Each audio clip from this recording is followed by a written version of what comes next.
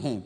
एस्तर पुस्तक 2 अध्याय उसकी 19 से 23 आयत में लिखा है, जब कुंवारियां दूसरी बार इकट्ठी की गई तब मोर्दके राजभवन के फाटक में बैठा था।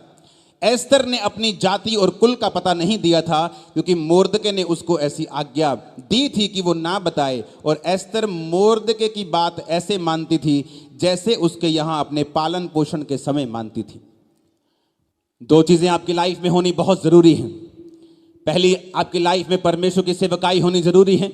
उसके लिए आपको तौबा करनी जरूरी है, अपनी लाइफ को सेटल करना जरूरी है, माफी को मांगकर परमेश्वर के सामने तौबा करके ये निर्णय करना कि मैं और मेरा परिवार किसी ना किसी रीति के साथ हम सेवा करेंगे।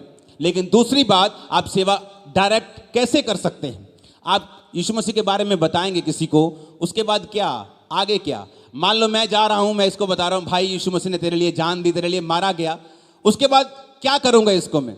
इसका मतलब हर एक व्यक्ति एक जीवित चर्च के साथ जुड़ा हुआ होना चाहिए। मैं सिर्फ अपनी चर्च की बात नहीं कर रहा हूं, जहां भी जीवित चर्च आपको मिले, क्योंकि वचन ये कहता है कि एस्तर ने अपनी जाति राजा को नहीं बताई थी। बाद में क्या हुआ? एक आज्ञा निकली कि सब यहूदी लोगों को मार दिया जाए, लेकिन राजा को यह मालूम नहीं था कि उसकी अपनी पत्नी उसी जाति की है। किसने कहा यह बात नहीं बतानी? मोर्दके ने, क्योंकि वचन ये कहता है कि मोर्दके उसका मेंटर था, उसका बाप था।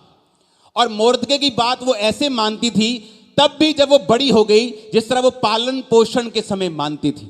आज बहुत से लोग कामयाब नहीं हो पाते, क्योंकि जितनी बात वो अपने स्पिरिचुअल लेवल के स्मॉल, जब वो छोटे होते हैं अपनी मेंटर की मानते, जब वो बड़े होते हैं उन्हें लगता है कि अब हम सब कुछ खुद कर सकते हैं, और परमेश्वर उनकी ग्रोथ को रोक देता है।